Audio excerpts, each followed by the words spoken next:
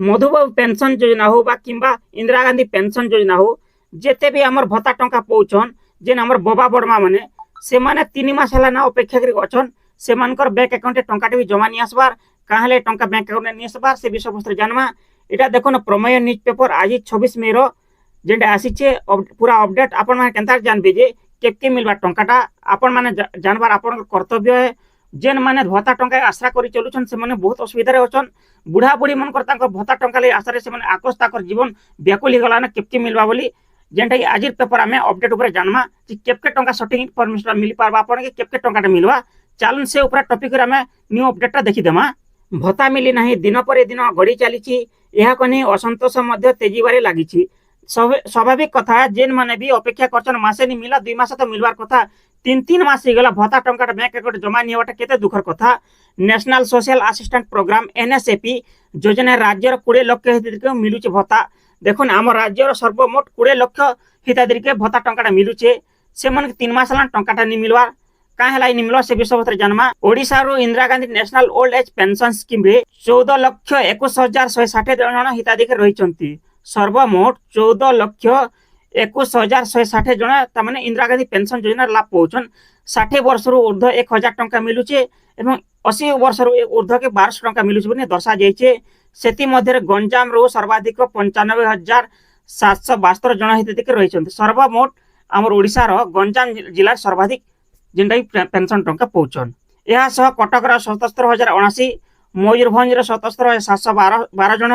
कलाहांडी 54,309 जन बालेश्वर 74,547 जन हिताधिकारी रही बौद्ध जिला सर्वनिम्न 13,985 जन हिताधिकारी रही ओडिशा 5,25,045 जन Indira Gandhi national window pension बा विधवा भत्ता टंका पहुंचन एथि मध्य गंजाम आगर रही एठारे मोट 47,639 जन हिताधिकारी रही बेले जेनटा कि विधवा टंका मिलुचे मयूरभंज रे 43,694 जन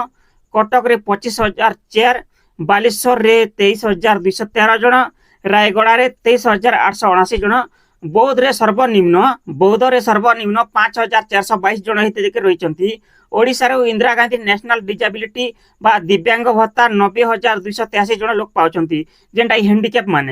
विकलांग से माने 90,283 जन लाभ पाउछन जेने केंद्र सरकार दउछन या छडा नेशनल फैमिली बेनिफिट स्कीम जरिया रे 24,697 लोक उपकृत हेउछंती एही सब हिताधिकारी मन के अकाउंट को डीबीटी माध्यम टंका ट्रांसफर होइताय ध्यान देबे आपण माने जेते भी बैंक अकाउंट आपण माने खोलिचन जेन मानकर जदि भी कोनोसी कारण जदि आपण बैंक अकाउंट बंद हिची बेले आपण बैंक के जगह केवाईसी करिनोन तापर डीबीटी गुटे फॉर्म मिलसे फॉर्म फिल अप कर देला बेले डीबीटी एक्टिव हो जिवा सीधा सलग जेते भी केंद्र सरकार राज्य सरकार जे कोन टंका भी सरकारी योजना सीधा सलग बैंक अकाउंट आसी जिवा हेले गत 3 मास हेबा राज्य रे थिबा हिताधिकारी अकाउंट को टंका जाई नाही फल भत्ता टंका उपर निर्भर करुवा परिवार एवं आशा आशांक रही स्वाभाविक कथा है जे भी आशा आशांक रहा का मास क मास मिलता टंका मसे पर 2 मास मिलवार कथा 3 मास ऊपर हवा के जोचे मध्य प्राच्य रे युद्ध जोग पेट्रोल डीजल सह एलपीजी सिलिंडर दर बढ़ी यह सह दरदाम बढ़ी चली ए परिस्थिति रे भत्ता टंका उपर निर्भर कर चलुथिबा परिवार भत्ता न पाई बहुत असुविधार सम्मुखीन होइचंती देखुन सरकार जे नोटिसटा दउछन नोटिस लेखुछन फाले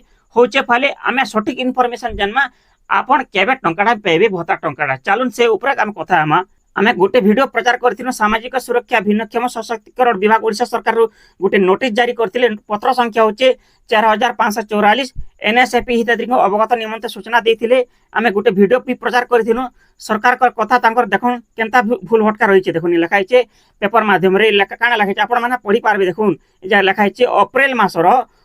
मासर भत्ता राशि बकिया आकार रे मई मासरे से मानको भत्ता राशि सह एककालीन प्रदान कराय लिखाइतिला हेले आदि आज ही गलान मई 26 तारिख केके मिलबा टंका सरकार कहउचन पाले कामटा होछि पाले आमर जानबारे जेते भी आमर बबा पड़बा माने आमर बैंक सीएससी केंद्र जेतेले जनसेवा टंकाटा उठेउचन से मनकर सटीक इनफॉरमेशन हैला